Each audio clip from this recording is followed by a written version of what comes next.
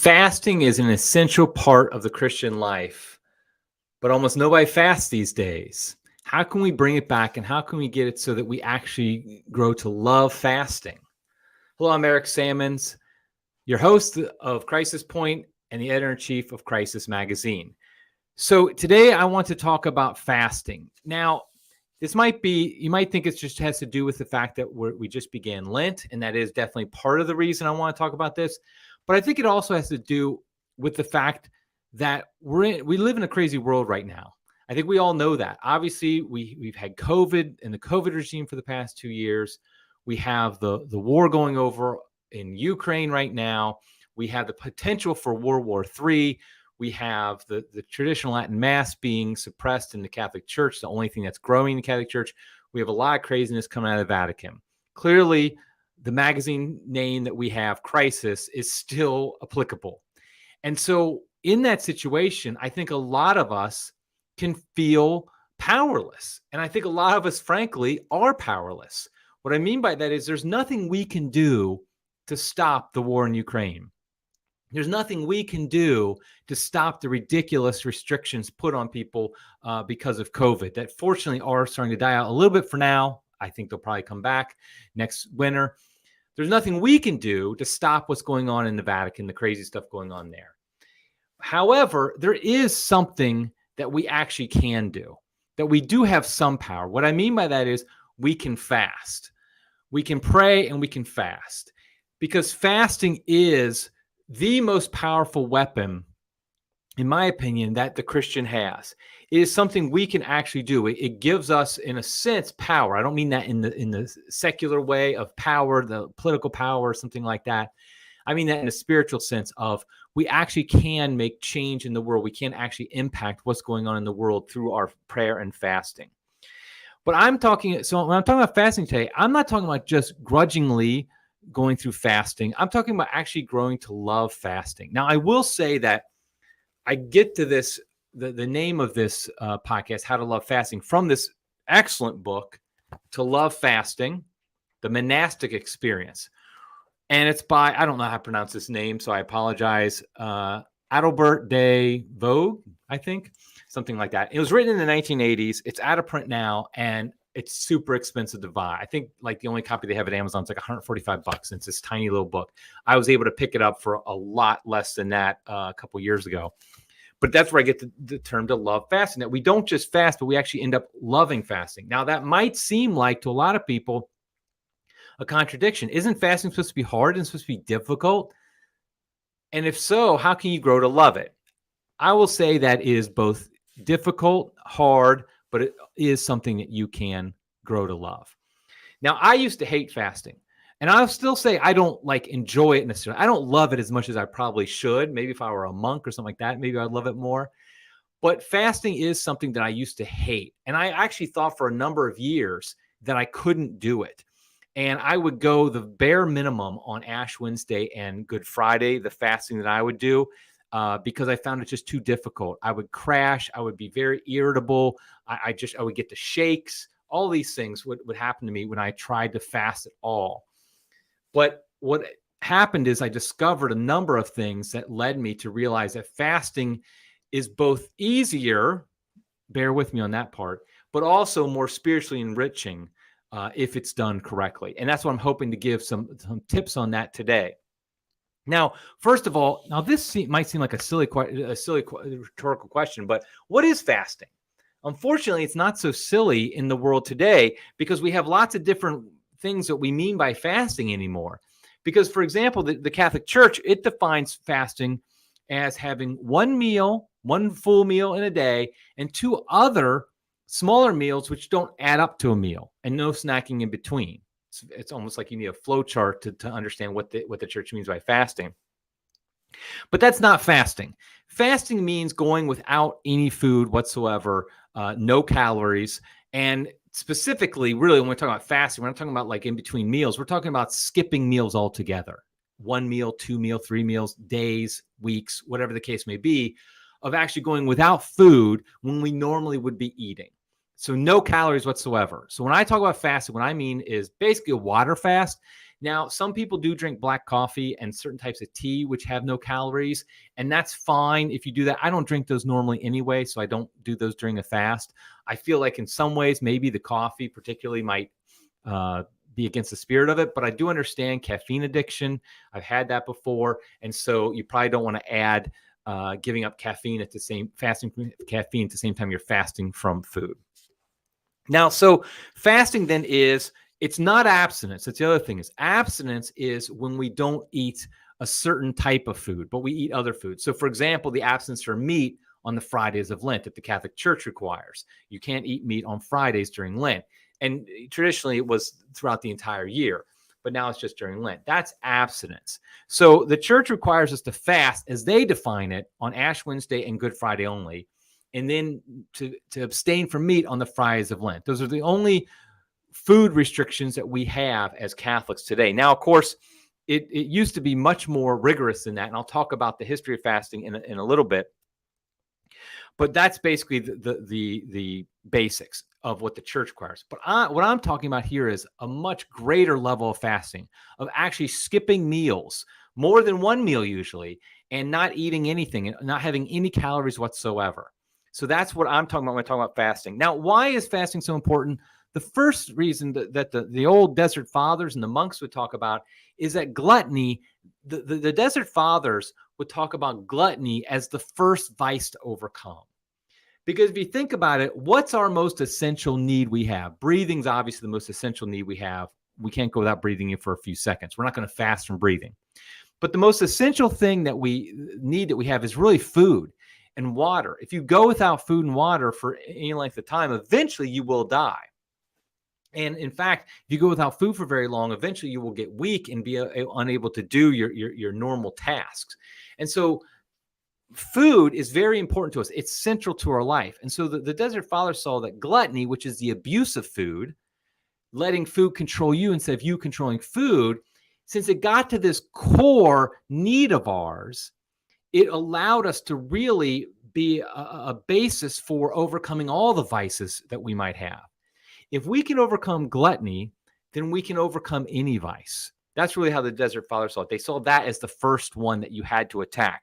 And so fasting really becomes the prayer of the body, so to speak. That it's the way that we when we pray, typically what we do is we pray in our heads or with our mouth, something like that, but we more praying intellectually or something like that, or spiritually. Well, fasting is like prayer of the body, where you're integrating your entire body into it. Now, there are a lot of health benefits to fasting, but I'm not going to focus on those here. I'm going to talk only about the spiritual, really about the spiritual benefits, how to practically do it, the physically how to do it, but how to make it. The reason we do it is for spiritual benefits, not for the physical benefits, which are legion. The other thing I do want to mention before I really get started here is I just want to have the one big, huge caveat that this is, when I talk about fasting, I'm not a medical doctor. First of all, pregnant women should not fast. They have needs for their little one. So I'm not talking to pregnant women here. Obviously, when you're not pregnant or nursing mother, the same thing applies. And I'm also saying that and also I want to make sure it's clear that there are certain people who might have medical conditions in which fasting is not advised. So I'd say if you think you might have one of those medical conditions, talk to your doctor, obviously. Now, I do think that a lot of people think they have medical reasons that they can't fast, but they actually can. But that's something obviously between you and your doctor, not you and some podcaster. Okay, before we get into some of the practical details of tips on how to fast in our modern world, let's talk a little bit, though, about the history of fasting, because I do think this is important. It really builds an important foundation for us understanding why we fast. Now, fasting goes back to even before the time of Christ. When we look at ancient Judaism, we see that they fasted. That they would call fast often, they would often call fasting in repentance of sin, but also to call on God to intervene in some way. They would call a fast for the entire assembly of the Israelites for God's assistance in something. Perhaps it was for an upcoming battle. Perhaps it was against a plague that was happening or anything of that nature. So you see why I'm talking about fasting being important right now. The ancient Israelites, if they were living today, I guarantee you they would call a fast. And in fact, Pope Francis did, for example, last Ash Wednesday, call a day of prayer and fasting for Ukraine, peace in Ukraine. I personally thought it should have been done on a different day than Ash Wednesday, but at the same time, it is the same idea that we do fasting. So we do fasting for repentance of our personal sins. We do fasting in reparation for the sins of others. We also do fasting in intercession to ask God to come down and for him to act in this world. And so the ancient Israelites were the first to do, I mean, other religions do it too, but in our tradition, the ancient Israelites were the first to do it. Now, Christ assumed his followers would fast. He was challenged by the disciples of John the Baptist, I think by some Pharisees, saying that the disciples of John the Baptist fasted, the Pharisees fast, but the disciples of Jesus didn't fast. Why was that? And Jesus basically said, while the bridegroom is with you, we will not fast. But when the bridegroom is taken away, then you will fast. This is Matthew 9:15. In other words, Jesus, who is the bridegroom, when he is gone, which he is now, obviously he still is with us through the Eucharist, things like that. But when he's physically ascended into heaven, then we will go back to fasting again. So our Lord assumed we'd fast. Also in the Sermon on the Mount, he talks about when you fast, do not be like the hypocrites. Obviously, he's assuming that you're going to fast, that his disciples would fast. So that's another example of the Christian history. Now, the early Christians, they fasted on Wednesdays and Fridays. That was the way they fasted. In fact, I think it was the Jews fasted on, I'm forgetting this. I think it was Tuesdays and Saturdays, something like that. But the early Christians, they fasted on Wednesdays and Fridays. The Didache, which is an early Christian writing, talked about this. But this was the standard practice of all Christians, was to fast on Wednesdays and Fridays. And also another thing that fasting in the early church is catechumens leading up to Easter Vigil, when they would be received into the church, they would fast in the days leading up to Easter. And those two things are actually still with us in a certain way, although they're really lost in most ways. The fasting on Wednesdays and Fridays, that has evolved into now 4 times a year on the Ember Days. And we're actually this week, I'm recording this on March 8th, 2022. This week is actually Ember Days, Wednesday, Friday, Saturday. 4 times a year in the traditional calendar, on Wednesday, Saturday, Friday, and Saturday, you have certain days of fasting and abstinence as well for vocations. In that case, that was kind of the Wednesday and Friday became those Ember Days 4 times a year. And then also the catechumen fast a few days leading up to Easter became Lent. It became the church's fast in the 40 days for all of us, because it's not just the catechumens who should fast leading up to Easter, but also all Christians. And that was kind of what all Christians did, was the Ember Days and Lent. Now, the monks, of course, took fasting much more seriously, and they embraced fasting, a fasting lifestyle, much more in depth, the early monks. And they had what's called the regular fast. That was the idea of only eating 1 meal a day, that every day they'd only eat 1 meal. Usually it was in the evening, just at the beginning. They would just eat 1 meal a day, and they'd fast the other hours of the day. Now, interesting, a lot of you might have heard of this, but there's actually now something called OMAD, standing for 1 meal a day. It's a health craze where people eat only 1 meal a day. And it's done for health reasons, not for spiritual reasons, but for health reasons. Well, the old monks, it's interesting because the old monks, a lot of times you hear them living to be over 100, like St. Anthony, the great desert father, the first desert father, he lived to be over 100. And you start to wonder if perhaps the monastic lifestyle that they had, even though it was so hard on the body, was actually a healthier lifestyle than we have today with our McDonald's and Coca-Cola and things like that. But anyway, they would fast. They'd have the regular fast 1 meal a day. Over time, that regular meal started getting earlier and earlier. They couldn't really make it through the day. They had trouble doing that. And so they started to move it up. A lot of the monastic orders did. And then once you move it up too much, if you move it up to noon, for example, now you start getting hungry in the evening, they'd add a dinner as well. And so they started having 2 meals a day. And really, they had 2 meals a day for a very long time. In fact, most people ate only 2 meals a day for most of history.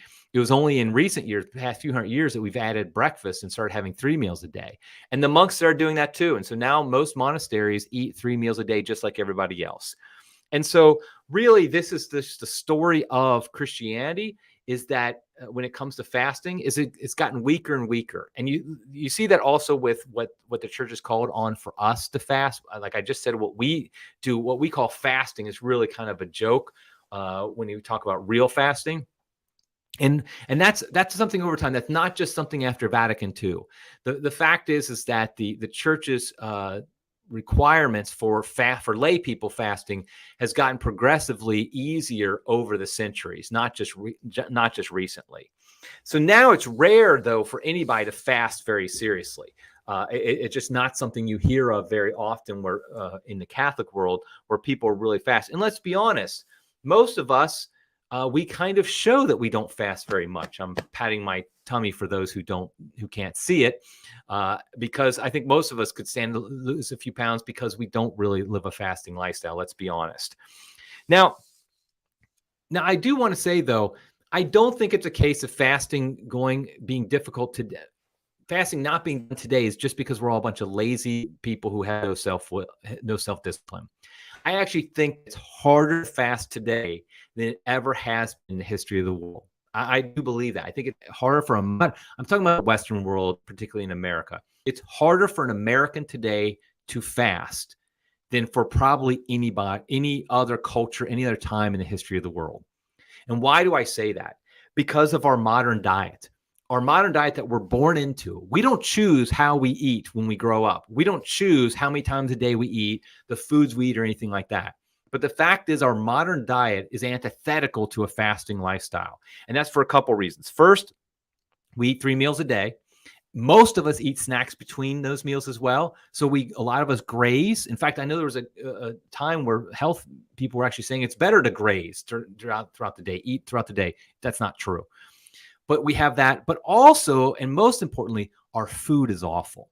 The food that we eat is awful, at least for trying to fast, because it's high carbs, high sugars, lots of carbs. That is the exact opposite of what you should be doing when it comes to getting prepared to fast. Because what happens is when you eat things that are high carbs, high sugars, that stimulates your body to get hungry faster and to crash more quickly. It stimulates you to want to eat more. That's what's crazy about it, is you actually, the more high sugary things, high carb things you eat, the more you're going to want to eat. And so, and the less time you can go between meals. And so our modern diet of high carbs, high sugars, eating 3 meals a day, grazing a lot, all that stuff makes it a lot more difficult to fast. Plus, having food around all the time is also makes it hard to fast, because there's psychological aspects. I'll talk about this more in a minute. There's psychological aspects to eating, to hunger, to fasting that are much more difficult today because we all have food all around us.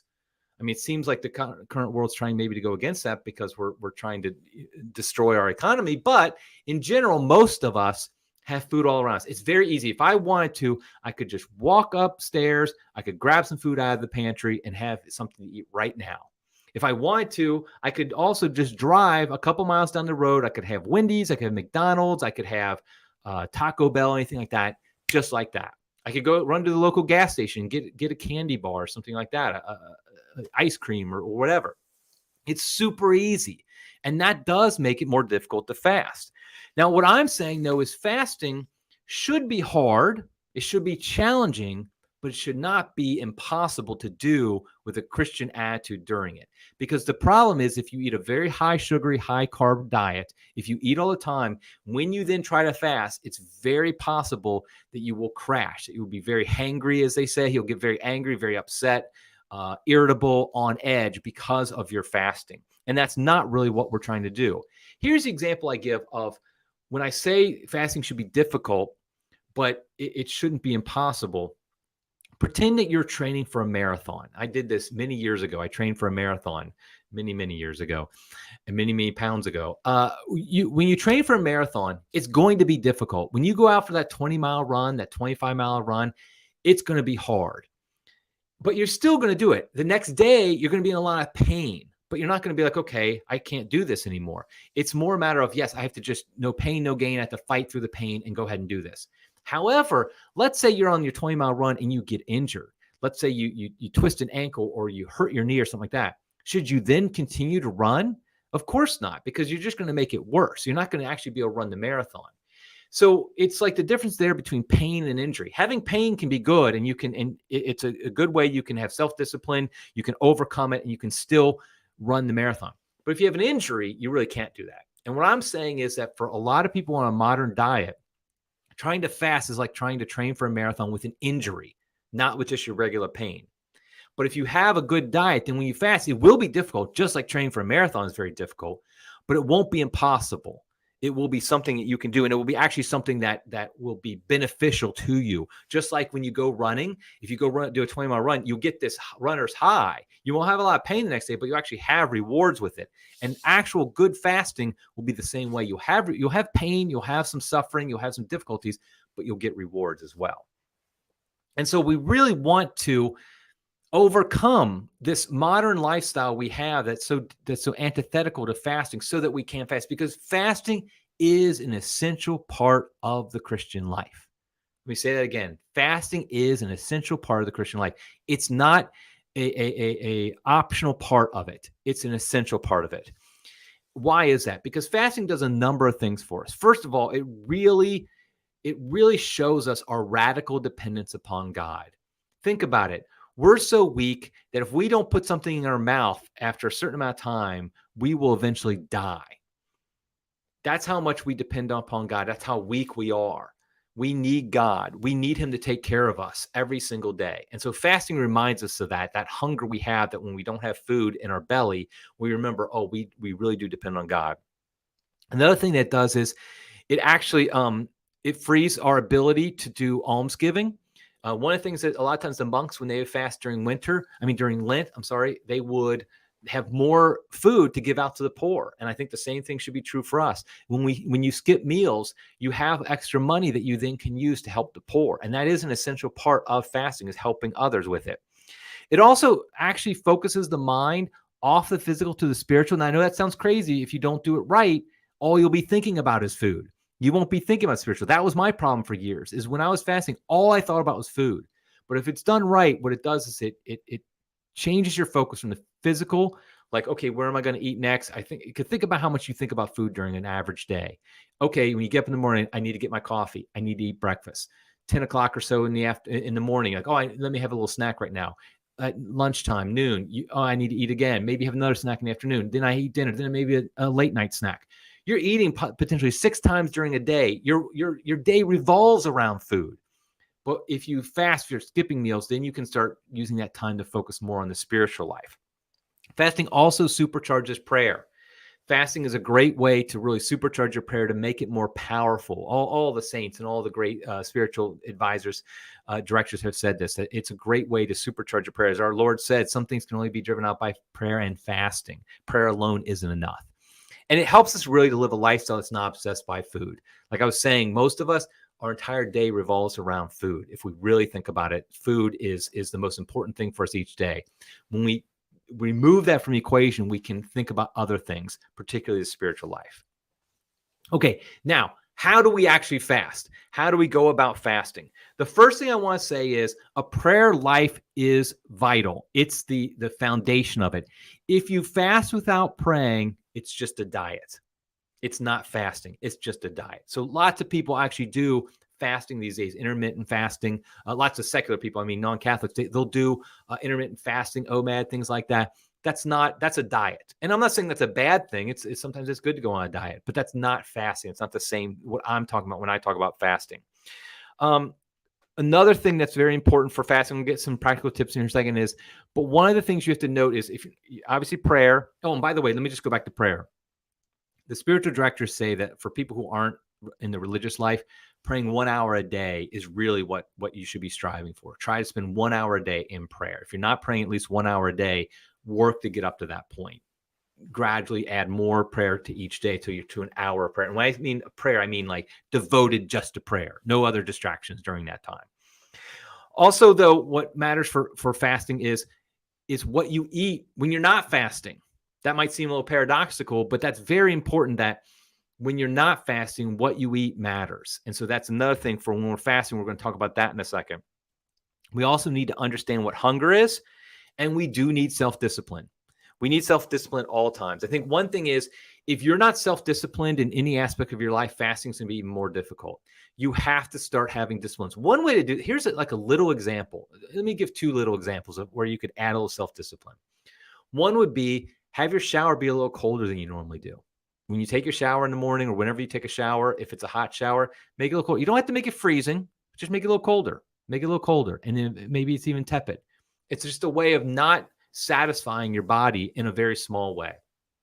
Another way I would say is when maybe you're at the dinner table with your family, take the worst portion. Maybe there's I don't know, some hamburgers out or something like that. Take the one that looks the worst. Maybe there's salmon out, and take the one that doesn't look as appetizing. Something like that. Maybe it's bacon, a couple pieces are burnt. Take the burnt pieces. Things like that are very small, but they help develop your self-discipline so that when you do up the game, so to speak, and get into fasting, it's not something outside of the realm of possibility. You can actually engage in real fasting.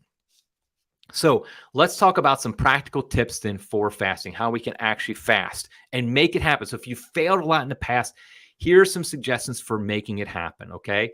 So the first is change to a healthier diet. I've mentioned this a couple times already, but it is essential. If you eat a very high carb, high sugar diet, fasting is going to be darn near impossible. Maybe you could do it, but it's going to be very, very difficult, much more difficult than it should be. And you're going to be completely miserable the whole time that you're fasting. So when you're not fasting, have a more disciplined way of eating, a healthier diet, less carbs, less sugar. I'm not saying cut out all carbs or cut out all sugar. I'm not saying that. I'm just saying make it less so, particularly as you lead up to the days before a fast. So let's say you're going to fast this Friday. You're going to go, let's say without breakfast, without lunch, you're just going to eat dinner. So you're going to go from dinner to dinner, a 24-hour fast this Friday. What should you do? I would recommend the day or two before the Wednesday, Thursday, particularly Thursday, cut out all carbs and sugar on those days. So don't have any carbs those 2 days, or sugar, really the processed sugar I'm talking about, those 2 days, so that way your body will start to adapt and be a little better off for the fast. So that's one suggestion. But then in general, just less carbs, less high processed sugars. Also, stop grazing, stop eating snacks just completely. This is outside of doing the fast. Just don't have snacks in between meals. When you eat, make it very purposeful, make it intentional, that you sit down, you prepare your food, you sit down, you eat at the table. You're not just grabbing something out of the pantry and putting it in your mouth. You're not just swinging by the gas station to grab a snack. You're not just stopping into going through the drive-thru at McDonald's. Try to avoid those type of things. Really make your meals intentional, because that will allow the fasting to be a lot more, much less of a of a change in lifestyle. If you're only eating 3 times a day, then dropping one of those or 2 of those or even 3 of those sometimes isn't as big a deal than if you're grazing all throughout the day. And that gets me to my next point is understand what hunger is. Hunger is mostly psychological. Now, of course, I am not talking about those who are in true starvation situations and hunger, maybe people in Africa, something like that. I'm talking about us Westerners who have plenty of food. When you get hungry, your body doesn't actually need food more times than not. It's a psychological trigger. Because what's happening is, let's say you eat every morning at 7 a.m. When 7 a.m. rolls around, your body knows it's 7 a.m. It knows I usually eat now. So it sends a signal to your brain saying, hey, you need to eat now. And if you don't, it's going to give you a little bit of a pain and give you hunger pains because of the fact that you normally eat at this time. That doesn't mean you need food at that time, though. All it is just your body saying, I normally eat now. I'd like to eat now. But you can overcome that, because here's the secret of hunger is it comes in waves. It's not constant. For those of you who hadn't fasted for a long time, in an extended period before, you might not realize this, that when you get that hunger, if you don't satisfy it, the hunger actually goes away. It'll come back then. And sometimes it comes back hard. Sometimes it comes back a little easier, but it's not constant. It's not a constant hunger. Even if you fast for multiple days at a time, it's not that you're hungry the entire time. That hunger comes in ways, and there's ways to overcome that. One of them is actually to drink water when you get hungry. You'd be surprised by how much that just basically signals to your body, okay, it's fine. I don't need to be hungry right now. I mean, that's what happens. That's what I do a lot when a hunger wave comes on me. I just drink some water, and it goes away. It's a more low level. Yes, you will get a low level hunger after a long fast, during a long fast, that kind of stays with you. But that really hard hunger will come in waves, and you can a lot of times overcome that with water. Speaking of which, drink lots of water that's another tip during fasting. Drink lots of water. I would suggest also, something I do is you throw in a little Himalayan pink salt, a little no salt, which is potassium, and some magnesium. You throw that into the water. That gives you some of the minerals you need, that you don't get the headaches, because dehydration is a real thing. And if you try to fast and you go without water, I just don't recommend it. I think you got to drink lots of water, put in those minerals, and I think that will keep the headaches from coming, because the headaches really, that's just, it makes it difficult to do anything you're doing. It makes it difficult to work. If you're at home taking care of the kids, whatever the case may be, it's almost impossible with those hunger, with the dehydration headaches. So make sure you drink lots of water, put a little pink salt in there, a little no salt, potassium, a little magnesium as well. Also, I would suggest another practical tip is build up to your fasting. Don't try a 24-hour fast, for example, out of the gates. Build up to it. So, for example, one thing you can do is just push your breakfast back. So let's say you do eat breakfast every morning at 7 a.m. Well, eat at 8 a.m. one day.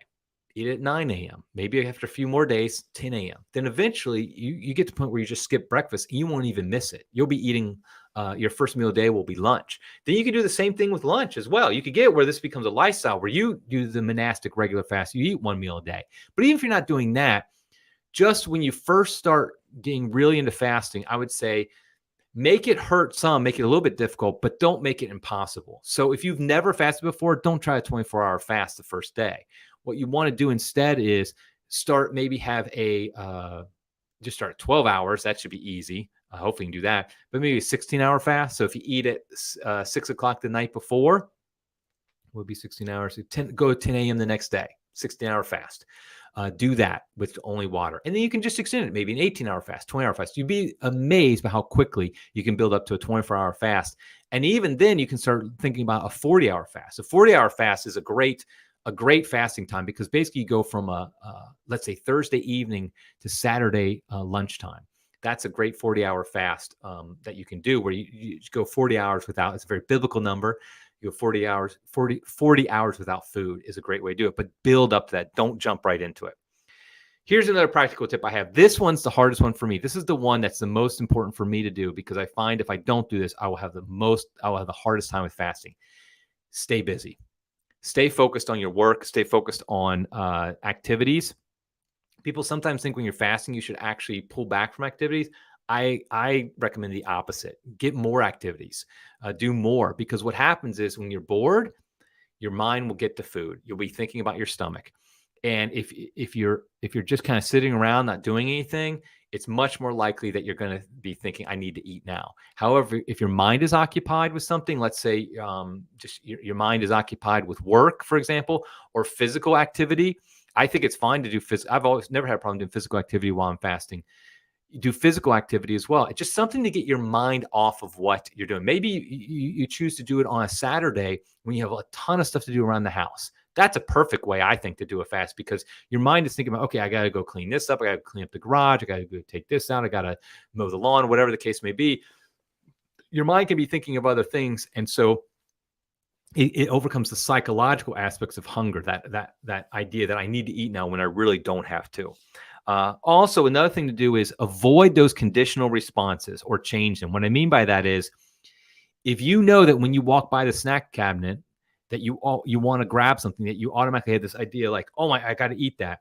You need to find a way to get around that. Either don't walk by the snack cabinet, or find something there. Maybe that's where you put your glass of water you grab, or something else. I don't know, something to keep you from that conditional response, because we're all like Pavlov's dogs. When we hear that bell ring, we're like, we're hungry. We got to eat. And the same thing is true for us when we walk by that snack cabinet or by the refrigerator or whatever it is for you. You're automatically going to think, oh, I need to eat. I need to eat, but you don't need to. So try to avoid those conditional responses. Also, avoid those activities that make you want to eat. I think the big one for most of us, is watching television. When you're sitting a lot of us have the habit that when we sit in front of the television, we might have some chips or some popcorn, something like that. Well, if that's the case for you, don't do those things when you're fasting. Don't sit in front of the TV while you're fasting. First of all, you got better things to do with your life anyway. But second of all, it will keep you from that conditional response of, okay, I'm watching something. I need to eat something now. Also, I would say something as well is, if you follow these, so those are some of my practical tips. Now, I do want to say I'm going to have a number of different resources I will put into the show notes. I don't have them in now. One is this The Love Fasting book. Like I said, it's very difficult to find this. But another thing is, I wrote an article. My wife's written articles about this that are online. I will link to that. I have one just called The Love Fasting that I wrote 1 Peter 5.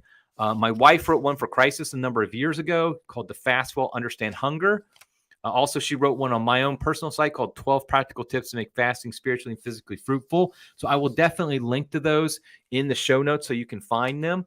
Another book I would recommend is Jason Fung. He's kind of the expert on fasting, the Complete Guide to Fasting. Now, he's not talking about this from a spiritual aspect. This is from a physical aspect, but it's great practical advice. The Complete Guide to Fasting by Jason Fung. I'd recommend that.